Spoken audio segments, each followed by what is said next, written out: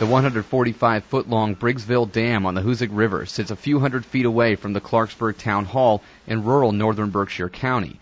It's been decades since the dam actually played a role in the area's economy, and it's cost thousands of dollars for upkeep.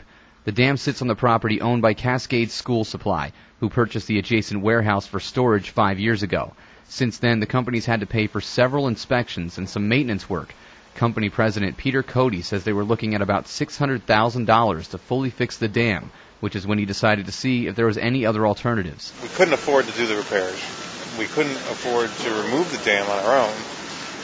So to have this funded by the state, federal, and private partners is a relief to our company, because we would just be down the road, continue to be exposed to that kind of financial threat of having to make the repairs.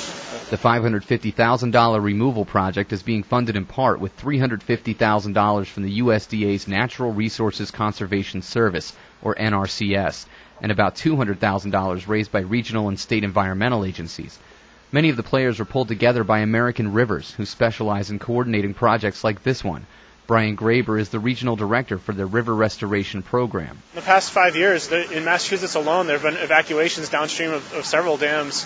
The biggest one was in Taunton in the southeast part of the state, where 2,000 people were evacuated from a dam that almost failed there. So that's exactly one of the things that we're trying to prevent from happening here. The Massachusetts Division of Ecological Restoration deemed the Briggsville Dam a priority project among some 26 priority dams statewide that need repair or removal.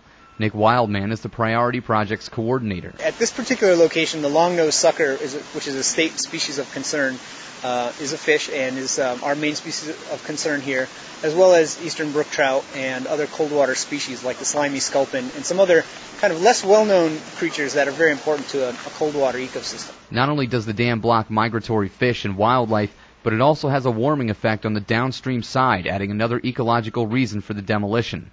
Design engineer James McBroom from Malone and McBroom explains some of the nuances to the removal. This particular dam had completely filled with sediment, so it was not really containing very much water on the upstream side. We test whether or not the sediment is clean. We don't want to release any contaminated material downstream. And fortunately, this material was very clean. And you can see behind us that the contractor's been dredging the sediment out of the impoundment. We did not want all the sediment to wash downstream into the flood channel in North Adams. The workers split the dam left and right and diverted as much water as they could over one side while they broke down the other side with jackhammers and earth movers. Eventually, 11,000 cubic yards of sediment will be removed and the riverbanks restored to allow the river to flow naturally. Engineers expect the project to take a little over a month to complete. Mass Fish and Wildlife predict that the removal will improve 30 miles of headwater streams and fish habitat, while Cascade School Supply doesn't have the financial albatross around their neck any longer, and downstream cities won't have to worry about the dam breaching. Reporting from Clarksburg, I'm Charlie Dietz with WAMC News.